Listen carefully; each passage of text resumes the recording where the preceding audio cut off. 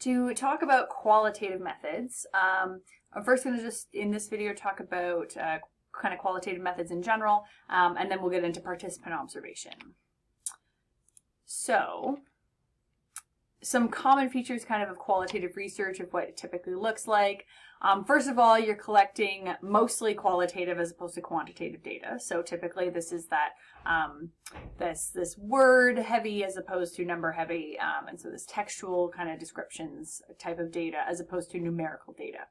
Also, typically the questions tend to be more exploratory, where you're focusing on something that hasn't really been previously all that studied, or you just don't really know what's going to happen. It's unanticipated. You don't have those preconceptions.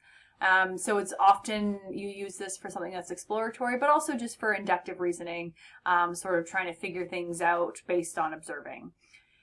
So social context is very relevant when we're doing qualitative research, because that surrounding social environment and any interconnections between social phenomena are very important and relevant. The focus tends to be on events leading up to a particular event or outcome rather than searching for any general causal explanations the way that quantitative analyses typically do. So it's more about, well, what made this particular thing happen the way it did, or what made this particular person behave the way they did, or have these beliefs, or whatever. So social context is very important, as well as human subjectivity, which is the idea that this is the meaning that participants attach to events and that they give to their lives. So two people experiencing objectively the same phenomena will not subjectively interpret it the same way. And qualitative research gives room for those sort of differences in interpretation, and it sort of is built into how this kind of research is done and how it's analyzed and interpreted. Typically, there's also more of a reflexive research design, which means that the design is kind of adjusted as the study progresses. So based on what the researcher is learning, they kind of shift and change things. So maybe they're doing, interviews with people and talking to people, and they realize that, oh, this seems to be really important to these people. Maybe I should ask future people about this thing. And so that's that reflexive research design, is that it kind of molds and shapes as they learn more. They maybe take some stuff out or don't bother asking about certain things, but then maybe get more into this because this seems to be important to this group of people. Whereas quantitative research will not do that. The idea of quantitative research is everything needs to be standardized, because otherwise those numbers don't mean the same thing. So if you want something to be a valid and reliable quantitative research method, and it has to be, when you're collecting that data, things have to be consistent. Not the case with qualitative. Qualitative is about, let's see where it takes me, and let's just follow the road that I end up on. So it's a lot more flexible in that sense. And it's also sensitive to the role of the researcher, where the idea that the researcher themselves, the person collecting this information, everything is subjective because that person is still a person. So it's impossible for any person to be completely objective. And that is also kind of part of qualitative research. So field research is predominantly what we mean when we're talking about a lot of qualitative research is done in the field, because this is where you're doing, you're looking at natural social processes, you study them as they happen, you just are sort of observing things in as natural a state as possible. So you leave things as undisturbed as possible, minimizing the presence of the researcher. It's all about seeing things in their natural environment, whether it's people and relationships or groups and interactions, whatever you're examining. It's about how they look naturally with as little interaction from the researcher as possible.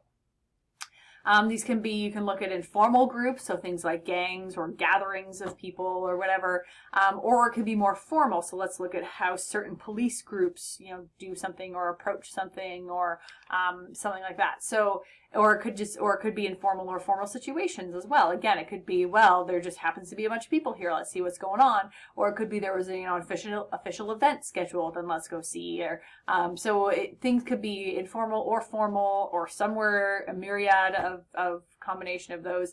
It's about what can get you the information you're trying to get. So that's, again, comes back to the flexibility of this type of research. The whole purpose of field research is to elicit what's called a thick description. And this basically just means it describes what it's like to experience that setting or to be part of that group from the standpoint of the natural actors in that setting. So the people who are naturally in this situation, what is it like to be that person or to be this group member? And that's kind of what the thick description is. So participant observation is one of the most used qualitative methods. And this is because it's just about observing people. So the researcher develops some kind of sustained and intensive relationship with the people. And this, again, is the important part, that as they just start going about their regular lives or the way they regularly interact with people, it's about trying to see people in their natural environment or as natural as possible. And so there's different types of participant observation, and they represent differing ways to conduct this field research. So observation is a method of field research.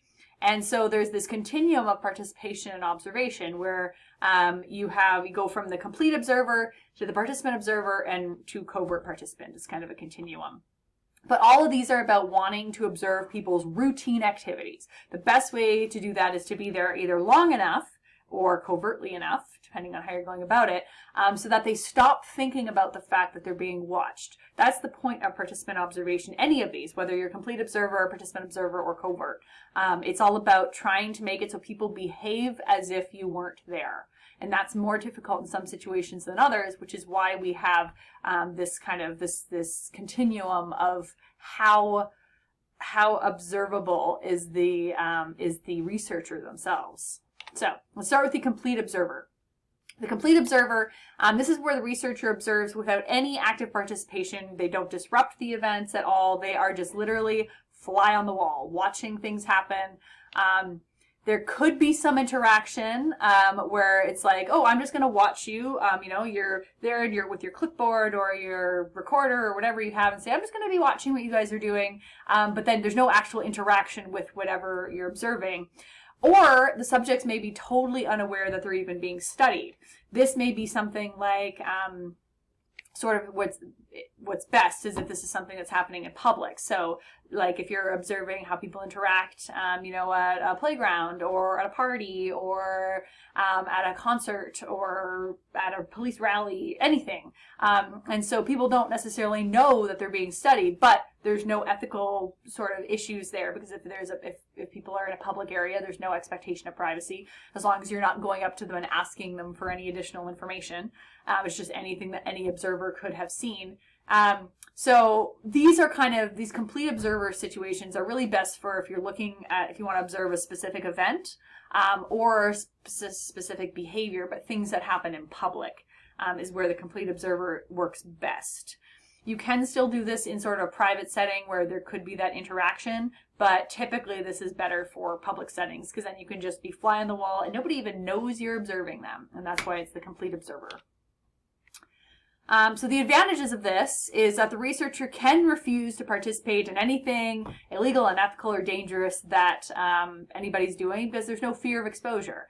Either the people know that they're being observed by this person who is only here to observe, or they don't even know they're being observed. So to just be like, no, I don't really want to do that, what you're doing. And they'll be like, whatever, and they'll move on to the next person.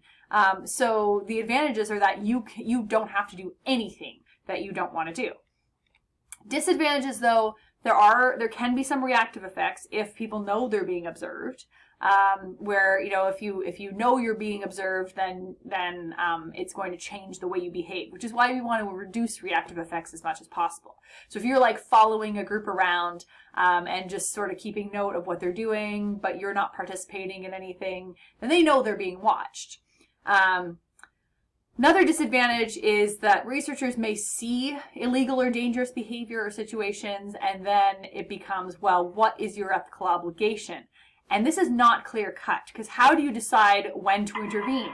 If somebody is getting injured, if somebody is ODing, like at what point do you have an ethical obligation as a researcher, as an observer, to do something about it, to intervene? And so something like that, if somebody is actually getting injured or their life is in danger, then maybe you do have an ethical obligation. But if somebody is, doing drugs or getting into a car after drinking, well, where is the line? At what point should you do something to intervene? And that's difficult. It's not always easy. So again, of course, it depends on what you're observing. but it can be difficult to know when you need to do something, and that's kind of true of any of these. So participant and observer is the next type, and this is what most field research does. It involves some kind of active participation. So typically, at least one person of the group of who you're observing, they know. Sometimes multiple group members, sometimes the entire group knows that you're observing them and that you're there for research purposes. There's participation in group activities, and most of that is to gain trust, to gain rapport. This is something we do every day. I'll do it with you. Let's pray together, or let's go out and do this. We walk around the block to make sure that our turf is still our turf, or whatever. We patrol if we're talking about gang activity. So you might participate in some of those activities to gain that trust and rapport of the group. So over time, then, you would gain a direct sense of what it's like to be one of those group members. So some advantages of this: researchers can still decline to participate in anything they see as unethical or dangerous, because they're like, remember, I'm only a researcher. I'm here to observe you and I want to do stuff with you, but I'm not, I'm not a gang member, or I'm not a prostitute, or whatever it is, whoever you're interacting with. Group members can choose to keep some information from the researcher. So this is an advantage from an ethical perspective, where they aren't being duped, which is where the covert participation comes in. But they are being duped into giving you information that they otherwise wouldn't have given you had they known we were there to do research.